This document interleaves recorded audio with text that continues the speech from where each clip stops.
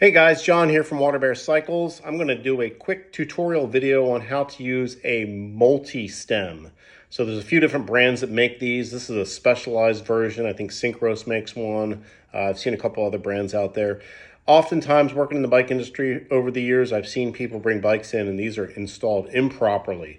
Usually I see them installed with the shim upside down or the shim crooked. So let me show you how they work first. So this is a standard 1.1/8" threadless bicycle stem, pretty much universal road, mountain, hybrid, whatever.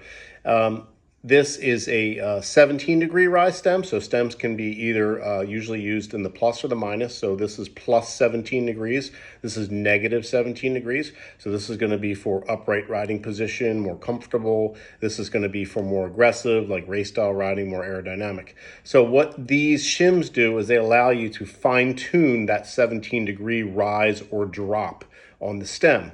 So the way they work is first rule on multi-stems is the shim always goes in from the bottom. So one of the biggest mistakes I see is people, they have the shim, they come in and I see the lip sticking out of the stem from the top, and that's not doing anything for you. So the way they work is, so we'll do it in the plus. So plus 17 right now, and then you got this shim. So the shim, if you look at it closely, it's thin right here on the back or front here, and then it's thicker on the back or front here, and this is rotatable. So the way you're going to put it is you're either going to put it with the thin portion of the shim facing forward, or you're going to put it to the thicker part of the shim. So what happens is now if you have 17 degree and you say, okay, I want to add a little bit of rise, so I want a little bit more than 17 degree, you're going to look at the shim, and these shims come in different thicknesses. So this is a 16/8.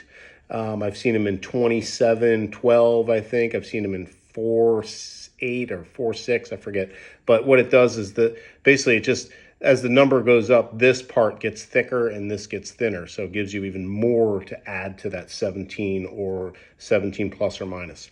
So for this one, we got 17 plus.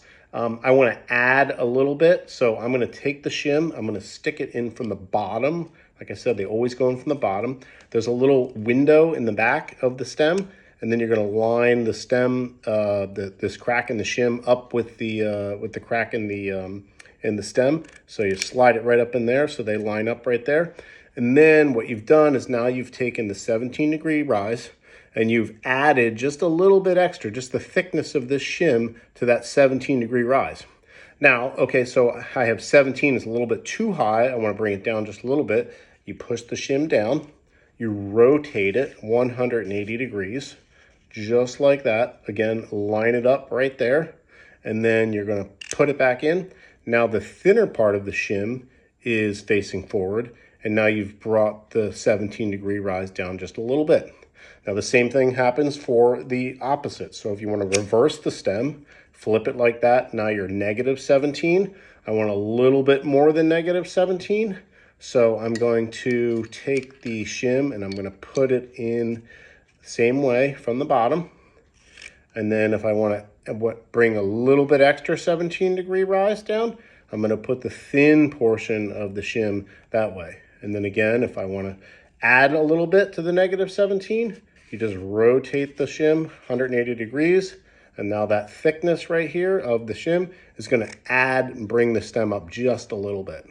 So that right there is how a multi-stem works.